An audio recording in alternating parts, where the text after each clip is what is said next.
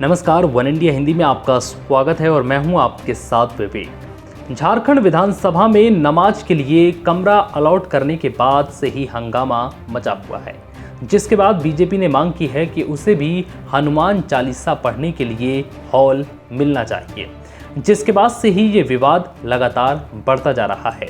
दरअसल विधानसभा के उप सचिव नवीन कुमार ने इसे लेकर अधिसूचना जारी की है। अधिसूचना में विधानसभा अध्यक्ष के आदेश का उल्लेख किया गया है और विवाद की जड़ यही है। बीजेपी ने इसे लेकर राज्य सरकार पर हमला भी बोला। वहीं झारखंड बीजेपी नेता सीपी सिंह ने इस फैसले के लिए क्या कुछ कहा, सुनिए। झारखंड विधानसभा ने नमाज अदा करने के लिए एक रूम आवंटित किया है। मैं इसका विरोध नहीं करता हूँ, लेकिन साथ ही साथ स्पीकर साहब को चाहिए कि चूंकि झारखंड विधानसभा के अंदर 82 सदस्य हैं, इसमें 4 हमारे मुस्लिम समाज से आते हैं, आप उनके लिए कमरा आवंटित कर रहे हैं, तो बहुसंख्यक समाज के लिए झारखंड विधानसभा परिसर में एक भव्य मंदिर का निर्माण होना चाहिए, ताकि विधायक ही नहीं बल्कि वहाँ पर काम करने वाले जो कर्मचारी हैं, लगभग 700 से ज़्यादा कर्मचारी वहाँ काम करते हैं, तो उनको भी पूजा पाठ करने में सुविधा हो।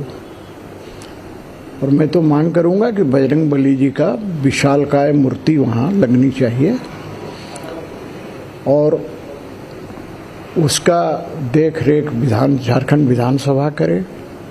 यदि माननीय अध्यक्ष महोदय कहेंगे तो मूर्ति की व्यवस्था बनवाने की व्यवस्था भी हम लोग कर देंगे।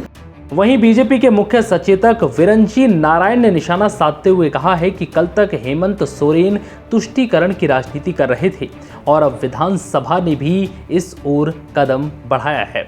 अगर नमाज अदा करने के लिए अलग से कमरे का आवंटन हो सकता है तो फिर हनुमान चालीसा पढ़ने के लिए बड़ा कमरा या हॉल आवंटित होना चाहिए।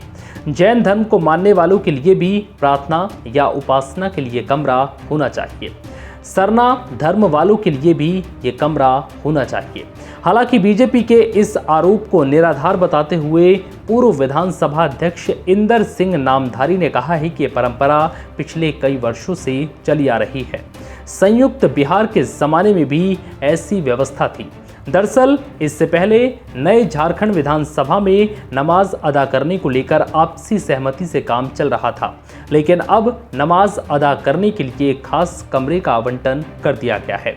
इस बीच बीजेपी के वार पर पलटवार करते हुए जेएमएम प्रवक्ता मनोज पांडे ने कहा है कि विधानसभा में कोई मस्जिद का निर्माण नहीं किया गया, बल्कि नमाज पढ़ने के लिए एक कमरे की ही व्यवस्था की गई है और ये कोई नई व्यवस्था नहीं है।